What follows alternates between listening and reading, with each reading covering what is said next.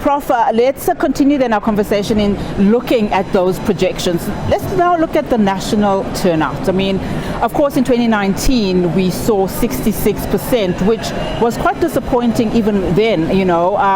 This time around, where are we sitting? So we, as part of our model, because we do the seat calculations, we also do the predictions for the turnout as well. And we are currently sitting at just under 58% that we are predicting for the turnout. As compared to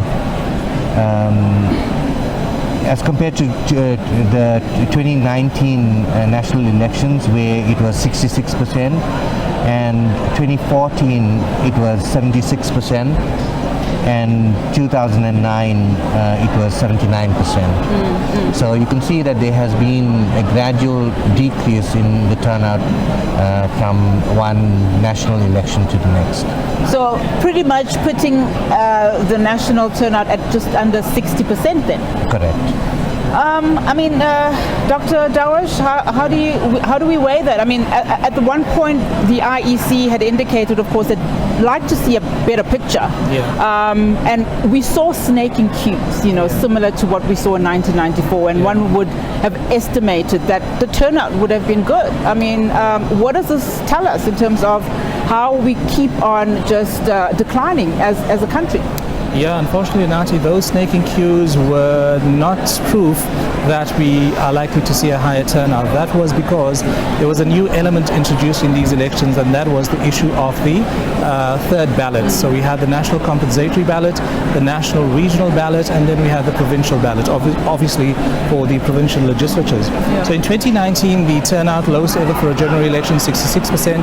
The highest turnout for South African national provincial elections was way back in 1999 at 89%. Wow. In these elections, also contributing to the suppressed voter turnout, was the issue of the Section 24A applications. Not many people knew about, they had to inform the IEC. They had to do those online applications. They could go to an IEC municipal office just to fill out those applications to change their voting station. Yeah. In the past, for national provincial elections, you could have gone anywhere in your province, gotten both those ballots, national and provincial, and voted at that voting station. This time round, you were only permitted to go to the exact voting district where you were registered. So I think that will contribute to the depressed turnout in these elections. Of course, the IEC is partly to blame. Yeah. Political parties are partly to blame as well. And previous times as well, we had lots of civil bodies, NGOs, doing lots of voter education. That was missing in this election, and I think that's where we need to improve. The IEC, political parties who are participating, and those civil NGOs, and of course the media as well. The media has to contribute to educating the electorate.